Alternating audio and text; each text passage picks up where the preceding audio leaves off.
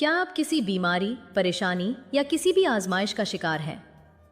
تو یہ قرآن پاک کی اس عظیم دعا سے اللہ کی مدد حاصل کریں۔ پہلے ایک یاد دہانی کہ ویڈیو دیکھیں تو لائک اور چینل کو سبسکرائب بھی کیا کریں۔ اللہ آپ کو اس کا بہترین اجر دے، آمین۔ تو یہ بہت ہی پیاری دعا ہے حضرت ایوب علیہ السلام کی۔ جب انہوں نے شدید بیماری اور سخت آزمائش میں اپنے رب سے مانگی تھی، اللہ نے ان کے سب استقامت کو قبول فرما کر ان کی دعا قبول فرمائی اور شفا عطا فرمائی۔ وہ دعا یہ ہے، رب انی مسنی الضر وانت ارحم الراحمین۔